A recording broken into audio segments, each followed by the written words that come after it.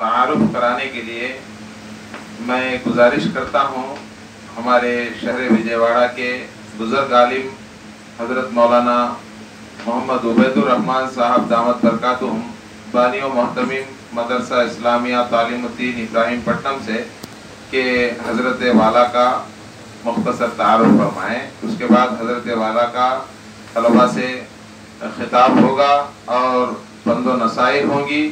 اس کے بعد دعا بھی ہوگی. بسم اللہ الرحمن الرحیم. پیارے بچوں، ہمارے درمیان ہندوستان کے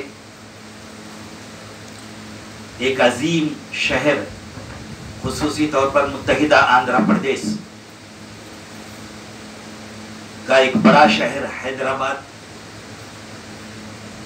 یہاں کے یہ حضرت جی ہیں. حضرت کا تعلق ہمارے ان اکابر سے ہے جن کو ہم دیوبند کے نام سے جانتے ہیں. ہم اپنے اساتذہ سے نام سنتے رہتے ہیں دیوبند، اور عزم ہوتا ہے کہ ہم بڑے ہو کر دیوبند میں پڑھیں گے. ارادہ ہوتا ہے نا، دیوبند میں پڑھیں گے، قاسمی بنیں گے. ارادہ ہے نا بھائی سب کا، یہ ارادہ ہوتا ہے. کسی قاسمی عالم کو دیکھتے ہیں، دیوبند کے اکابر کو دیکھتے ہیں تو ارادہ کرتے ہیں میں دیوبند میں پڑھوں گا، اللہ سے مانگتے بھی ہیں. تو وہاں کے بڑے محتمم صاحب جن کا نام ہم کتابوں میں پڑھے ہوں گے، اساتذہ کے زبان سے بڑے حضرت کے واقعات سنے ہوں گے، حضرت شیخ حکیم الامت حضرت قاری طیب صاحب رحمۃ اللہ علیہ، بہت بڑی شخصیت، بہت بڑی شخصیت، اس صدی کی بہت بڑی شخصیت، علمی خاندان، حضرت قاسم نانوتوی علیہ الرحمہ کے خاندان کے چشم و چراغ.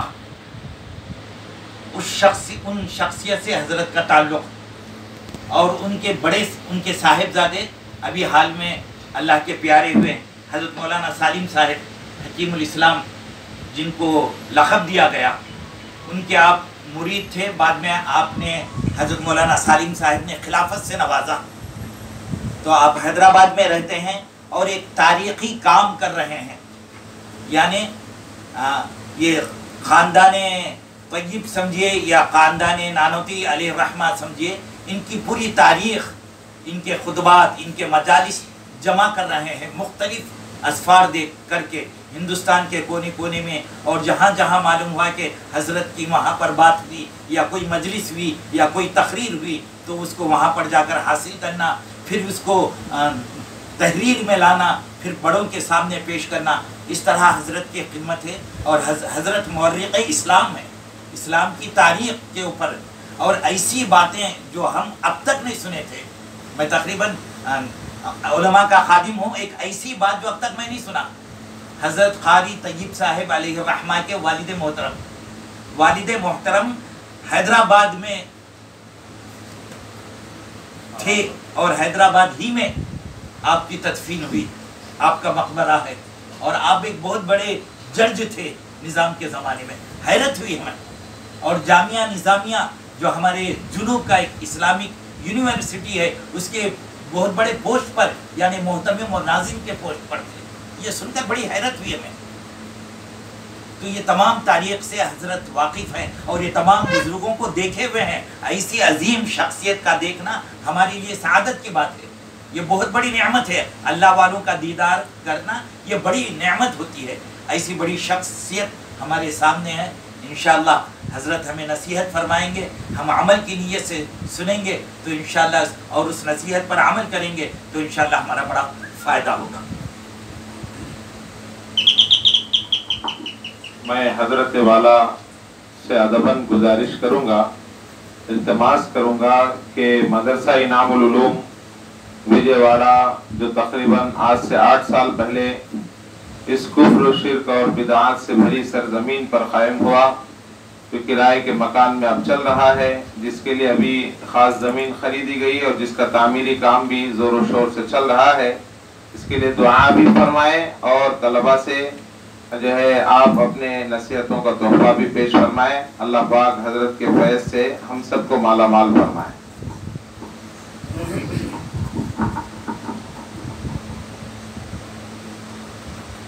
بسم اللہ الرحمن الرحیم. نحمدہ و نصلی علی رسولہ الکریم. اما بعد.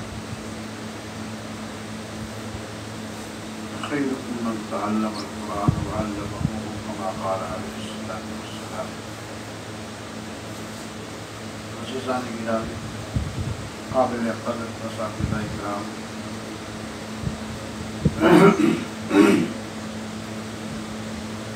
ابھی ہمارے محترم حضرت ناظم صاحب اور حضرت مولانا عبید الرحمان صاحب مجدہ نے رہ کے تعارف کے تعلق سے بہت بڑی بڑی باتیں آپ حضرات کو کہتی ہیں.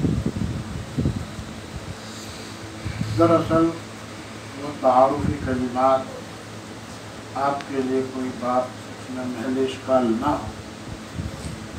وہ تعارف میرا تعارف نہیں تھا، وہ تعارف در حقیقت انہیں کا تعارف تھا. جو حضرات جتنے بااخلاق اور باکمال ہوتے ہیں وہ دوسرے ناکارہ لوگوں کو بھی اتنی باکمال منزلوں پر تصور کرتے ہیں. وہ جو کلام کر رہے تھے وہ اپنے اخلاق کی بلندیوں سے کلام کر رہے تھے، تو وہ ان کا تعارف تھا. میں اپنا تعارف خود کراتا ہوں. میرا تعارف اور میرا کمال یہ ہے کہ مجھ میں کچھ بھی کمال نہیں. اگر کوئی بات کہنے کی ہے تو صرف یہ ہے کہ ان بزرگوں کی جوتیاں سیدھی کرنے کا فکر ہے، اس سے زیادہ